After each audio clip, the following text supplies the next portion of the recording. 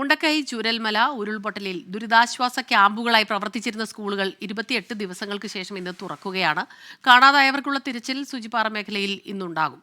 Vipin C Vijayan ചേരുന്നുണ്ട് മുണ്ടക്കൈയിൽ നിന്ന് വിവരങ്ങളുമായി. വിപിൻ, തിരച്ചിൽ ഇപ്പോഴും നടക്കുന്നുണ്ട്, ഇന്നും തിരച്ചിലുണ്ടാകും. അതൊന്ന്. മറ്റൊന്ന് ഏറ്റവും പ്രധാനപ്പെട്ടതാണ്, ഈ കുഞ്ഞുങ്ങളെല്ലാം വീണ്ടും സ്കൂളുകളിലേക്ക് എത്തുകയാണ്. അതിനുള്ള ഏതെല്ലാം രീതിയിലുള്ള നടപടിക്രമങ്ങളാണ് പൂർത്തിയാക്കിയിട്ടുള്ളത്?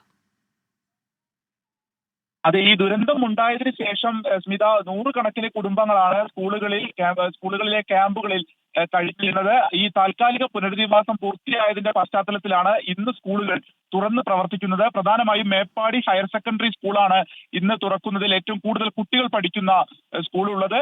പക്ഷേ ഈ ദുരന്ത ബാധിത മേഖലയിലെ കുട്ടികൾ ഇന്ന് സ്കൂളിലേക്ക് വരുന്നില്ല. അവർ സെപ്റ്റംബർ 2-നായിരിക്കും സ്കൂളിലേക്ക് എത്തുക. അവരെ കൊണ്ടുവരാൻ പ്രത്യേക KSRTC സർവീസുകൾ നടത്തും. അന്ന് സ്കൂളിൽ പ്രവേശനോത്സവം നടക്കും.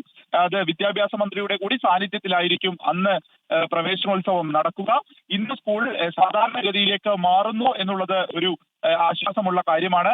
ഒപ്പം തന്നെ ഈ തിരച്ചിലിന്റെ കാര്യത്തിൽ ആ പ്രദേശത്ത്, അതായത് സൂചിപ്പാറ മുതൽ ആനടിക്കാപ്പ് വരെയുള്ള ഒരു പ്രദേശത്താണ് തിരച്ചിൽ നടത്തേണ്ടത്. അവിടെ കോടമഞ്ഞും ആനശല്യം ഉള്ളതുകൊണ്ട് ഇന്നലെ തിരച്ചിൽ നടത്താൻ കഴിഞ്ഞിരുന്നില്ല. പക്ഷേ ഇന്ന് വീണ്ടും തിരച്ചിൽ നടത്തുമെന്നുള്ളതാണ് അറിയിച്ചിരിക്കുന്നത്.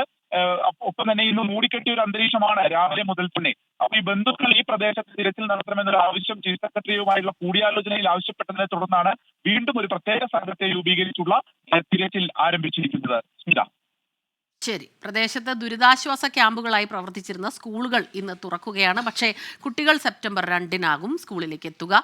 വിപിൻ സി വിജയനാണ് മുണ്ടക്കൈയിൽ നിന്ന് വിവരങ്ങളുമായി നമുക്കൊപ്പം ചേർന്നത്.